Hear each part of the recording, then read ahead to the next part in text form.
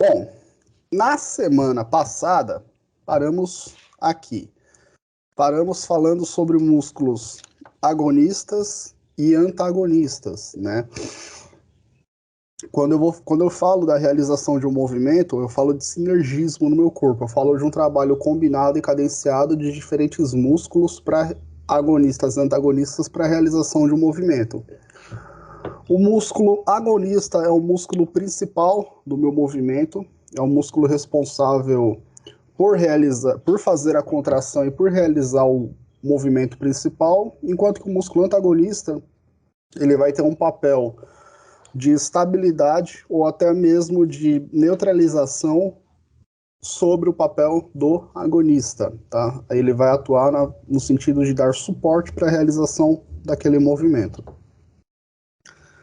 Quando eu falo dos músculos antagonistas, eu também terei dois papéis importantes dos músculos estabilizadores, a função estabilizadora dos músculos antagonistas e a função neutralizadora, tá? Por quê? Isso vai depender da quantidade de força que o meu músculo antagonista vai estar fazendo durante a realização de um movimento. Estabilizadora é aquela ação muscular que visa estabilizar uma parte do corpo contra outra força, que é o que a maioria das vezes meus músculos antagonistas irão fazer. Quando eu faço um determinado movimento, a contração do músculo antagonista ela não é forte o suficiente para interromper o movimento, mas sim para desacelerá-lo, para que o movimento aconteça de maneira mais suave, numa transição mais branda, e assim possa acontecer sem risco para minha articulação. Se eu faço um movimento com a contração apenas do músculo agonista, a contração isolada do músculo esquelético ela é muito forte, muito forte. Se eu dependesse só da contração do músculo agonista, eu realizaria um movimento muito mais brusco, um movimento muito mais intenso e, consequentemente, eu estaria exposto a mais lesões articulares e musculares, certo? Então, dessa forma, quando eu tenho a contração dos músculos estabilizadores, eu tenho um suporte, eu tenho um apoio muscular durante a realização de um determinado movimento, durante a contração do meu músculo, beleza? Já os músculos neutralizadores, eles vão atuar na eliminação da ação indesejada de um músculo agonista. Então, os músculos neutralizadores, eles podem atuar tanto para corrigir a maneira como o movimento vai acontecer, como também para anular a realização desse movimento. Se o músculo neutralizador ele faz a mesma quantidade de força de contração do músculo agonista, eu não consigo realizar meu movimento. É muito possível, aliás, que eu faça uma contração isométrica de ambos os músculos, mantendo o meu segmento na posição neutra, sem movimentar na direção do músculo agonista. Ou então, os músculos neutralizadores eles podem fazer uma contração também menos intensa de apoio ao músculo agonista, permitindo que a minha articulação faça um movimento mais estável, mais direcionado. Tá? Essa vai ser a diferença principal entre as funções estabilizadoras e neutralizadoras dos músculos antagonistas quando o agonista estiver fazendo a sua contração. Ciclo, alongamento, encurtamento muscular, tá? É o seguinte, eu já comentei com vocês em outros momentos que o meu músculo esquelético ele depende da flexibilidade, além do trofismo, eu dependo da flexibilidade para que eu possa gerar mais torque, para que a minha contração muscular possa ser mais forte, possa gerar um movimento mais rápido ou um movimento mais intenso, com uma força maior. Beleza? Quando eu tenho comparando com o músculo na posição neutra, se eu tiver um músculo pré-tensionado antes dele realizar a sua contração, o fato do sarcômero já estar numa disposição diferente faz com que a minha fibra muscular consiga fazer mais força de contração em relação ao músculo que já estava na posição neutra e vai contrair, tá?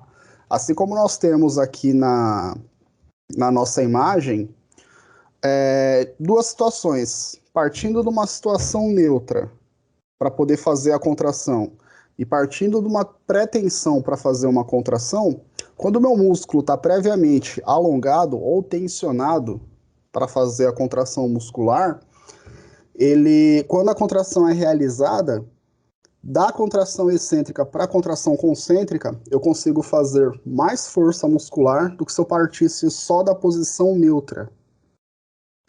Consequentemente, eu consigo ter um melhor desempenho muscular em relação ao músculo que parte única e exclusivamente da posição neutra.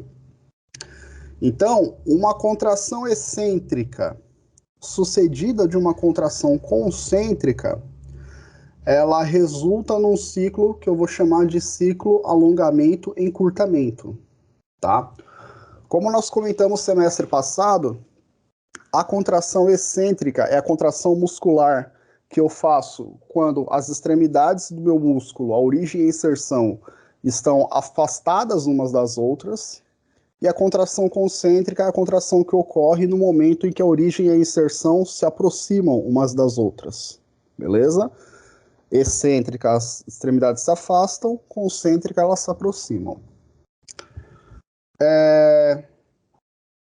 Então, obrigatoriamente,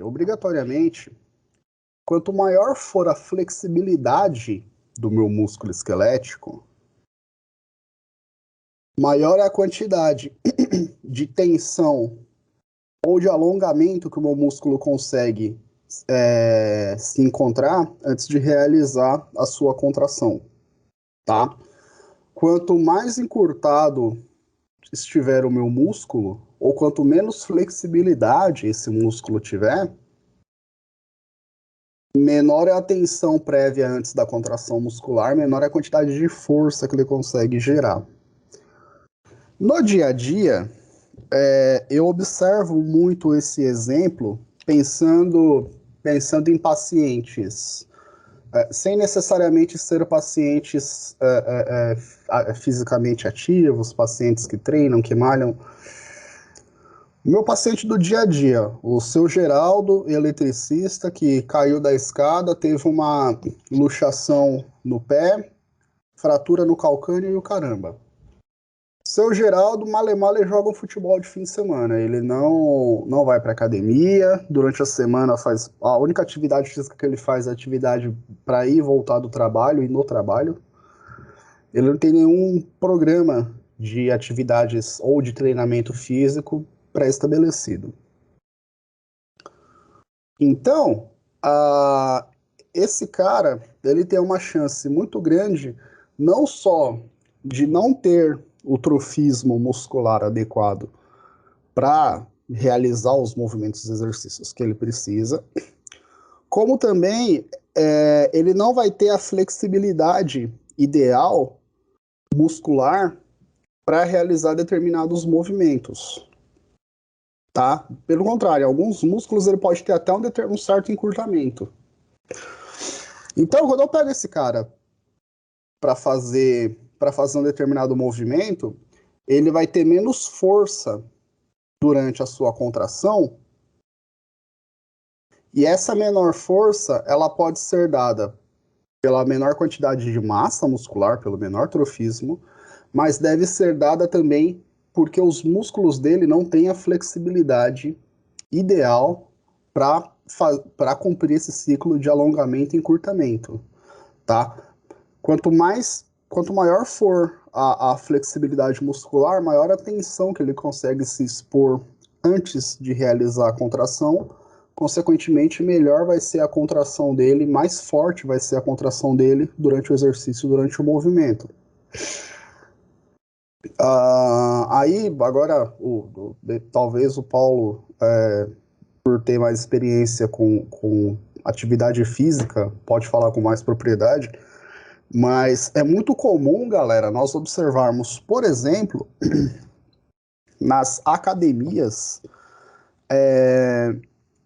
a galera quando vai treinar na academia, há um enfoque maior no ganho de trofismo e no ganho de massa muscular, e não necessariamente por uma condição para uma condição funcional, né? É muito mais para uma condição estética. Envolve saúde também, atividade física, você tem um bom preparo físico, mas é muito mais para uma condição estética. As pessoas que ganham grandes quantidades de massa muscular no dia a dia delas, no trabalho delas, elas não vão precisar realizar força para realizar grandes quantidades de força durante o dia, né? Não vai ser um trabalho braçal tão intenso, é muito mais uma condição estética. No treinamento, há um estímulo muito grande de gerar microlesões em algumas fibras musculares de um determinado segmento muscular, para que quando essas fibras possam se regenerar, elas se regenerem maior, né, e consequentemente o trofismo muscular também seja maior.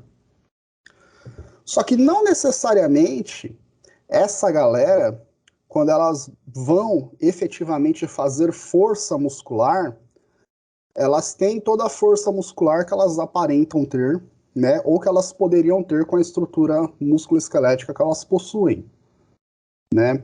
Não é incomum vocês observarem pessoas com menos massa muscular, né, uma composição corporal menor, conseguindo fazer mais força muscular do que pessoas extremamente hipertrofiadas. Dois pontos aí. O ponto da aula retrasada que nós conversamos sobre somação de fibras múltiplas e somação temporal, né? Quanto mais motoneurônios eu posso recrutar, ou quanto mais rápido eu recruto esses caras, maior a quantidade de fibras musculares que eu consigo recrutar, maior a força muscular que eu consigo fazer. E aí entra uma questão de você realizar um treinamento prévio para poder realizar o movimento da maneira correta. Realizando da maneira correta, eu consigo recrutar todos os motoneurônios naquela região. Beleza. Mas também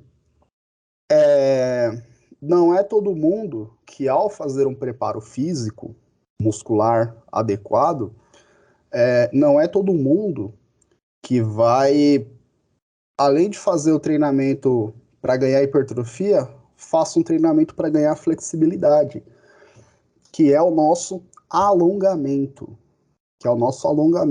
Tá? Não é todo mundo que vai trabalhar alongamento.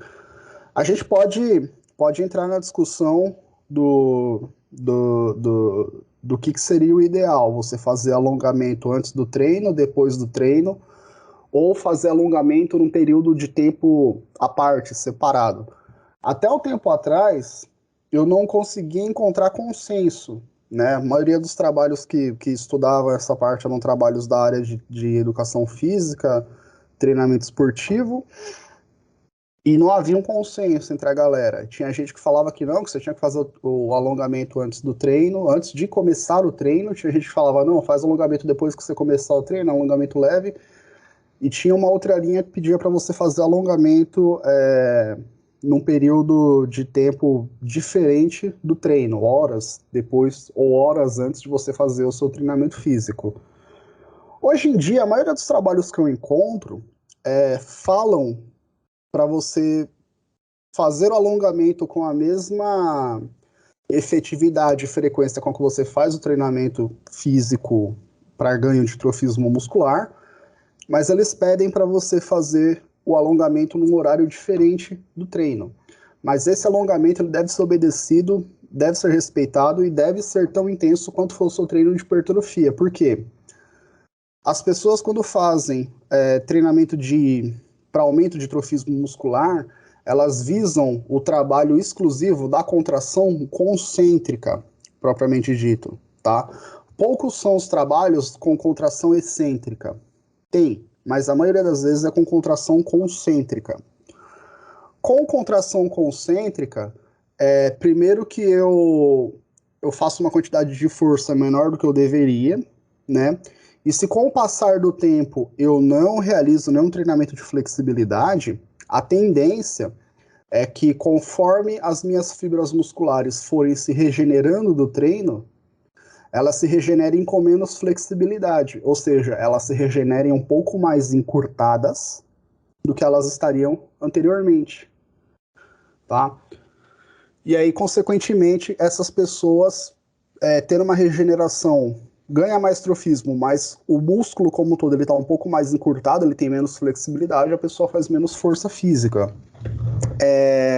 Aqui vai ficar ruim agora de eu levantar, mas enfim, é muito comum vocês verem a galera que é da academia, eles não andam com o braço, ó, deixa eu entrar no chroma key aqui. Eles não andam com o braço em hiperextensão ou na extensão fisiológica comum. Eles andam sempre em semiflexão. Sempre. É todo mundo parecendo uma saranduba do Cacete Planeta aqui, ó, andando semiflexão. Por que essa pessoa, ela tá... Opa, esse chroma key é chato. Por que ela tá em semiflexão e não na extensão normal fisiológica? Ela tá em semiflexão justamente porque as fibras musculares, elas já se regeneram com menor flexibilidade, tá? E aí, é paradoxal, o músculo ganha atrofismo, mas ele sofre um certo encurtamento, ele perde mais flexibilidade. Então a pessoa não consegue fazer a extensão completa do membro superior dela, porque ela está tendo um tensionamento maior justamente por esse ganho de trofismo inadequado, sem flexibilidade. Você pode ganhar o trofismo que você quiser, do jeito que você quiser, desde que a flexibilidade acompanhe o aumento do trofismo, tá? Se não, a tendência justamente é você ter uma semiflexão nos determinados segmentos, afeta não só a postura, mas também o seu desempenho muscular é diferente. E se tratando de treino também, se eu não consigo fazer a força que eu deveria fazer, o meu desempenho movendo carga ou fazendo um determinado exercício também vai ser menor, tá? Bom, tinha um bicho meu aqui, primeira turma de bicho que eu tive, o Brunão. Cara, super gente boa, assim, de uma delicadeza absurda. E ele era fisiculturista, competia fora, o caramba. E tipo assim, o cara, ele era um pouco mais alto que eu, acho que eu tenho 1,75, acho que ele tinha 1,85, 1,86, uma coisa assim. Mas o cara era muito grande, grande, grande de tudo. O cara tirava a camisa para jogar a bola, você conseguia estudar a anatomia no cara direto. Você fala, ó, aqui acaba o segmento do reto abdominal, ó, aqui agora começa o peitoral, o serrátil tá aqui do lado. O cara era muito grande, o cara não tinha gordura nenhuma no corpo do cara. A gordura dele, eu acho que era 5%, 4, 5%, uma coisa assim. Tipo, o cara era muito trincado. E na época, óbvio, eu não tinha o mesmo acompanhamento científico que eu faço hoje, com o que está saindo de novo tudo. E na época ele comentava que ele tinha uma equipe que trabalhava com ele, papapá. A questão da flexibilidade, ele falava, ó, treina a flexibilidade num momento diferente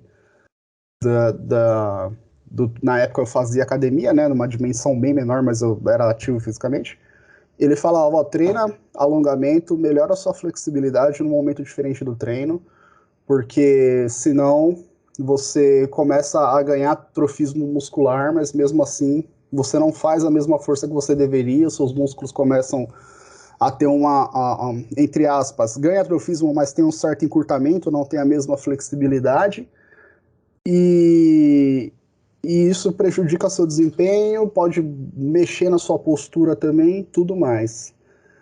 E eu, do dia a dia, eu via muito isso, tá ligado? Eu via muita gente, por exemplo, pegando uma quantidade de peso na academia grande, alta, Só que, tipo assim, a pessoa tinha muito trofismo muscular. Você via que, de repente, dava para ela fazer até mais força do que ela já estava fazendo.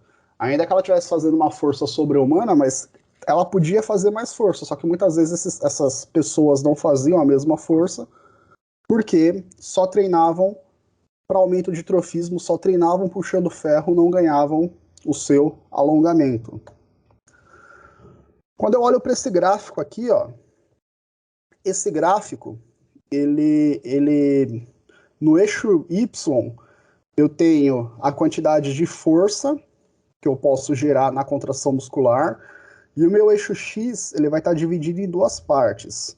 Do ponto zero para a esquerda, velocidade de alongamento, ou seja, quanto mais eu avanço na esquerda, mais fácil e mais rápido eu consigo fazer alongamento muscular. E do ponto zero para o lado direito, velocidade de encurtamento, ou seja, mais rápido e mais fácil eu consigo fazer a minha contração muscular, tá? E aí, nessa divisão do ponto zero, eu tenho, de um lado, a minha contração concêntrica e a minha contração excêntrica, tá? Percebam que essa linha cinza aqui, ó, que ela atravessa todo o meu gráfico, ela correlaciona a quantidade de flexibilidade que eu tenho com a quantidade de força que eu consigo fazer, tá? Logo, quanto mais eu ando aqui no meu eixo X do zero para a esquerda, mais rápido eu consigo fazer alongamento, ou seja, maior a minha flexibilidade. Quanto maior a flexibilidade, maior é a quantidade de contração excêntrica que eu consigo fazer antes de fazer a contração concêntrica, tá? Quanto mais contração excêntrica eu consigo fazer antes da contração concêntrica, maior é a quantidade de força muscular que eu consigo fazer, maior é a quantidade de torque que eu vou conseguir gerar. Ao passo que, quanto mais perto da linha do zero, ou então da linha do zero para a direita, menor vai ser a minha velocidade de alongamento, menos flexibilidade eu tenho, tá? Maior é a minha velocidade de encurtamento. Então, qual que é a minha velocidade de encurtamento? É a velocidade de encurtamento quando eu parto de uma contração a partir da posição neutra ou mais próximo do neutra possível, tá? Da posição neutra para a contração concêntrica, eu consigo ter um encurtamento mais rápido em relação se eu partir, por exemplo, de uma contração excêntrica para a contração concêntrica. Demora mais para eu encurtar. Então percebam, quanto mais rápido meu músculo consegue encurtar, menor é a minha flexibilidade. Quanto menor a minha flexibilidade muscular, menor a quantidade de força muscular que eu consigo gerar. Certo? Então esse gráfico ele resume bem aquilo que a gente está comentando até agora. Quanto menos flexível é o meu músculo, menor a quantidade de contração excêntrica eu consigo fazer antes da contração concêntrica, consequentemente menor a quantidade de força muscular que eu consigo fazer durante o meu movimento, durante o meu exercício. Tá? Porque eu sempre pego o Paulo para Cristo nas aulas também, né, Paulo? Desde que vai falar de atividade física, ó, o Paulo vai falar com mais propriedade. Tamo aí. Paulo vai falar com mais propriedade. O Paulo fica lá, assim, ó, só aqui, ó, só na... Ô, professor, a parte de alongamento, antes e depois, é por causa de lesão, que o pessoal fala que não faz? Ontem eu tava conversando um assunto parecido com a galera do terceiro ano, que os caras tava comentando que o São Paulo acho que encostou, tem 9 ou 10 caras, tudo lesionado, tudo com lesão na coxa. A parte de alongamento que você faz, quer dizer, todo e qualquer preparo que você faz antes de realizar a atividade física, sem pensar no treinamento de alto rendimento, qualquer exercício, atividade não, né? Porque atividade é um movimento que você faz no dia a dia. Qualquer exercício físico, você precisa preparar o músculo para poder ter energia para poder fazer um ritmo de contração muscular diferente do que você estava fazendo no repouso que você estava fazendo até então. Então, tanto o aquecimento quanto o alongamento é justamente para que o músculo possa ter energia e possa ter flexibilidade para poder fazer aquele exercício, para poder fazer aquela atividade, né? Pensando por aí. A função do alongamento, ela também é para que você possa ter um melhor desempenho muscular, mas o desempenho vai estar relacionado com a quantidade de tensão que você vai ter na hora de realizar a contração, tá? Porque o que é a contração excêntrica e concêntrica no exercício?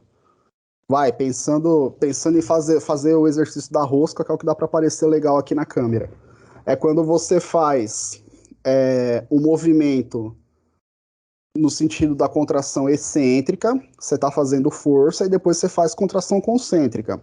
A ideia é que na hora que você volte o movimento, para fazer o movimento principal, o movimento do músculo agonista, você consiga ter mais força disponível, certo? Você faz a excêntrica e faz a concêntrica. O alongamento aqui, o papel dele vai ser permitir que você consiga fazer a contração excêntrica completa e o mais perfeito possível, para na hora que você for fazer a contração concêntrica, você consiga fazer mais força. Você tenha melhor desempenho no exercício.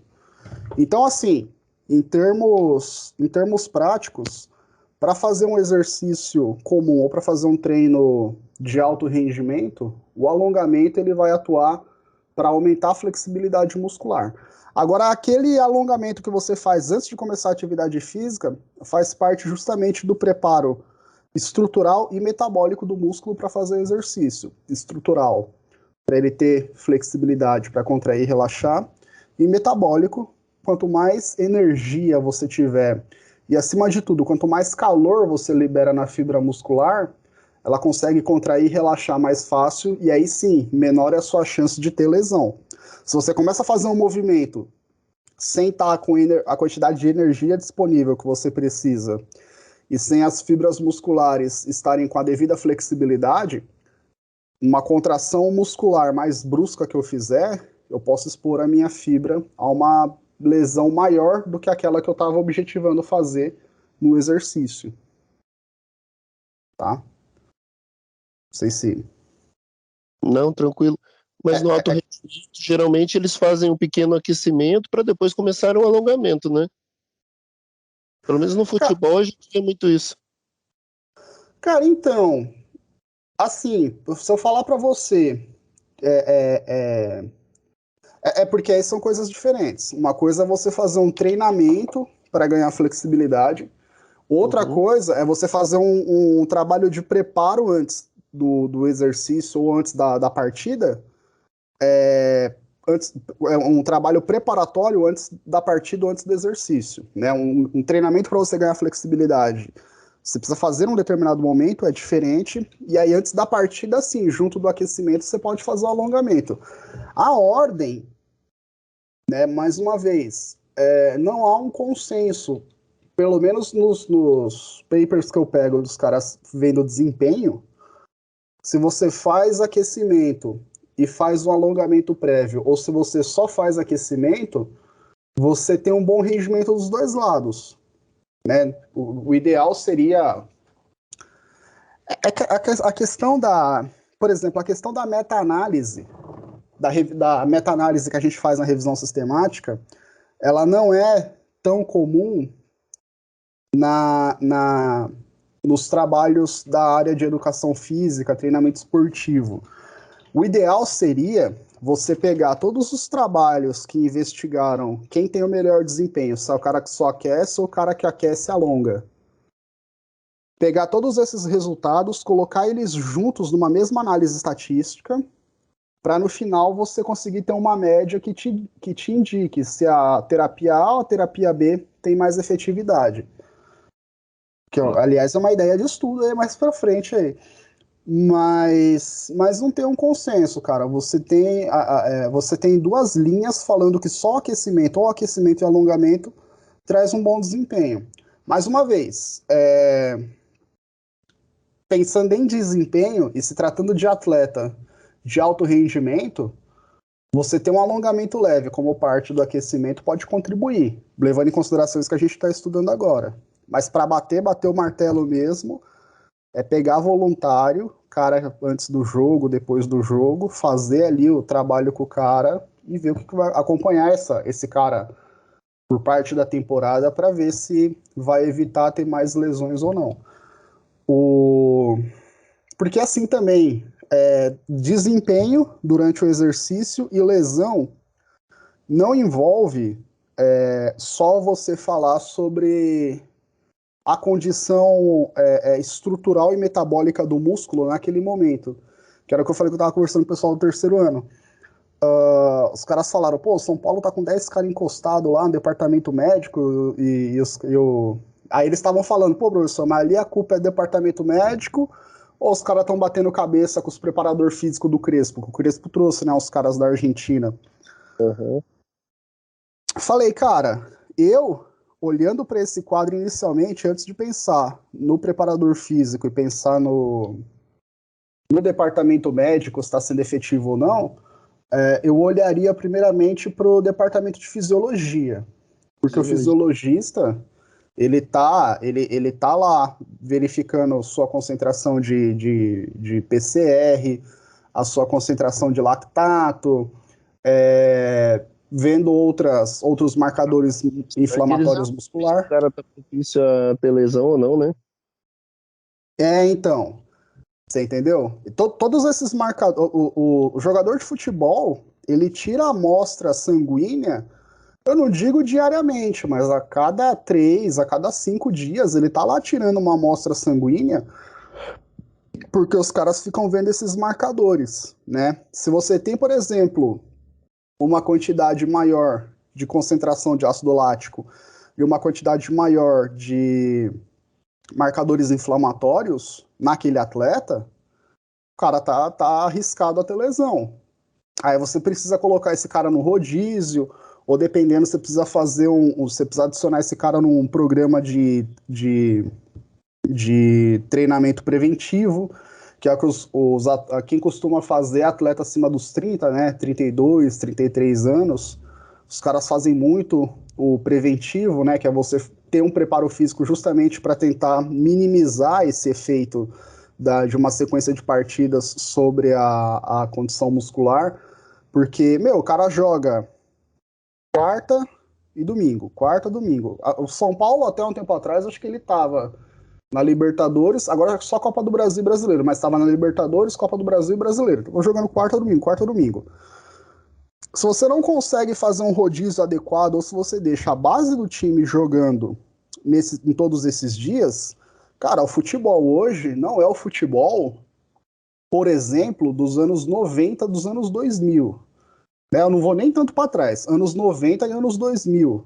Futebol hoje, o clube brasileiro ainda está chegando lá, mas o futebol de alto rendimento são o quê? São 2 goleiros e 10 velocistas de cada lado, correndo 8, 10 quilômetros por jogo para mais todo jogo, tá ligado?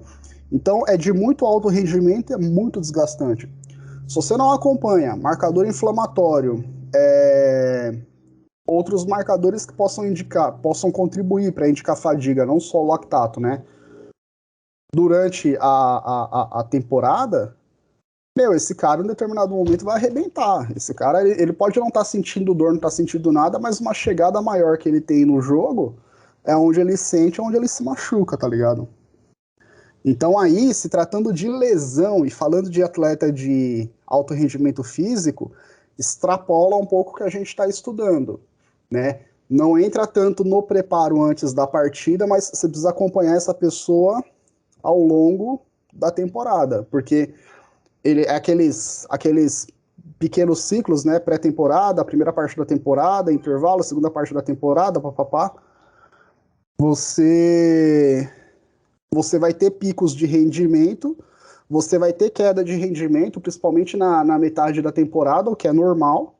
E aí é nessa hora de queda de rendimento que você tem que estar acompanhando se o cara tá propício a ter lesão ou não só pelo preparo dele, mas acompanhar o desempenho e a resposta que o corpo dele tá dando. Então, mas pensando no futebol do fim de semana, ou então na prática esportiva mais esporádica, assim, você fazer um trabalho de aquecimento e alongamento antes do jogo te prepara mais para evitar lesão, porque você disponibiliza melhor condição metabólica e melhor condição estrutural, muscular, para fazer mais contração durante o jogo. Você tem um risco menor de ter lesão do que o cara que está gelado, o cara que não se aqueceu. Pô, agora eu acabei extrapolando até a minha área, né? Que eu acabei entrando em fisiologia do exercício sem querer.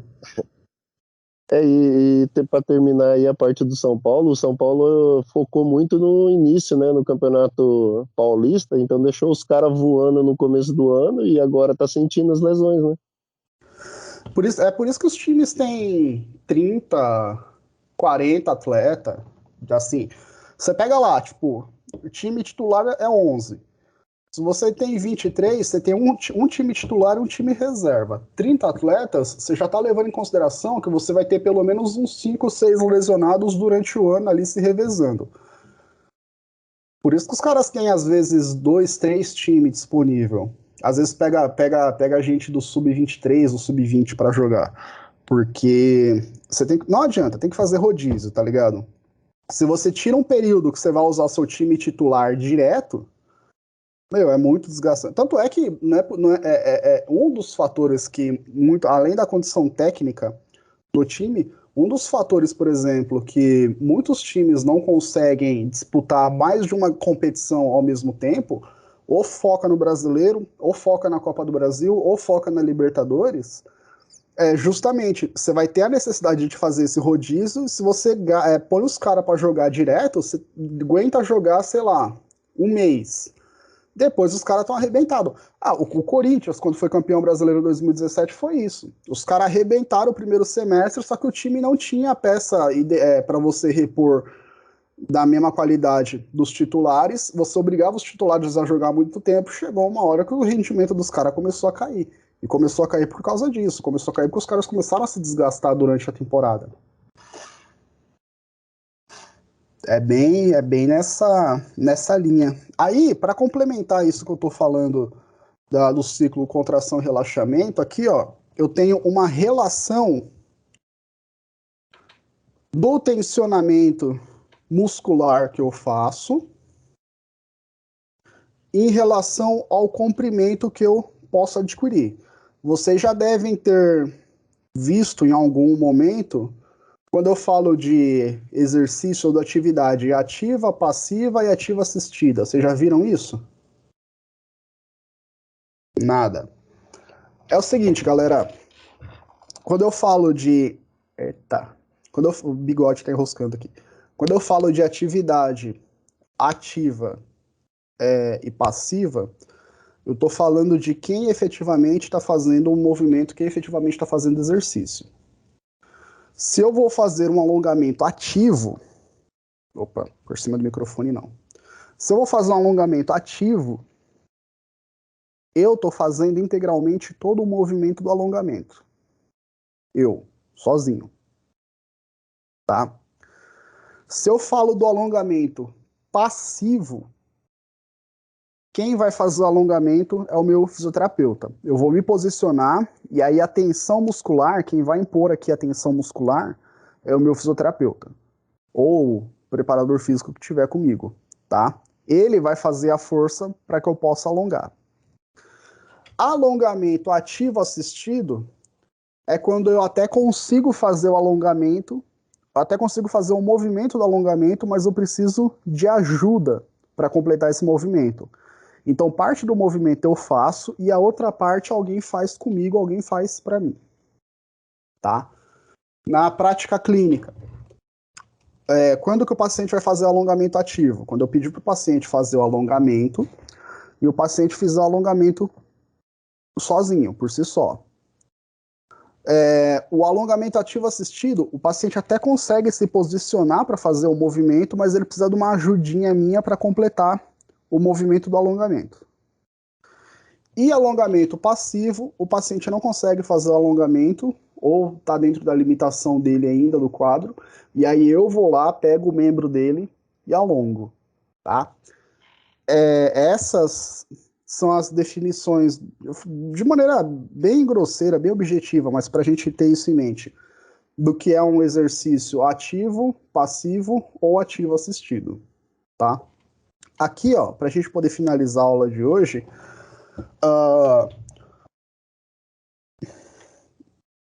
quando eu falo de tensão ativa, eu falo de realizar tensão muscular, e aí entenda, alongar o meu músculo, de modo a atingir de 50% a 100% do comprimento total do meu músculo, tá? De 50% a 100% do comprimento muscular. Quando eu falo de tensão passiva, eu falo de alguém me ajudar a realizar o alongamento, fazer o alongamento por mim, e a partir daí eu posso ganhar dos 50% ao 100% do comprimento normal do meu músculo e passar dos 100% do comprimento normal do meu músculo e ir para um comprimento até 50% superior do comprimento original. Tá? Quando eu falo da tensão muscular total, eu falo da quantidade de flexibilidade que eu consigo adquirir fazendo, primeiramente, a tensão muscular ativa, passando depois para a tensão muscular passiva, tá? Então é quando eu faço... Aqui seria o que eu ganho, por exemplo, no ativo assistido, que é quando eu faço o meu alongamento e chego no 100% do comprimento máximo muscular que eu consigo, e aí a partir desse 100%, eu sofro também o alongamento passivo, ou nesse caso o ativo assistido, e aí a minha tensão muscular extrapola o percentual que eu tinha anteriormente. E aí eu consigo fazer uma tensão muscular maior.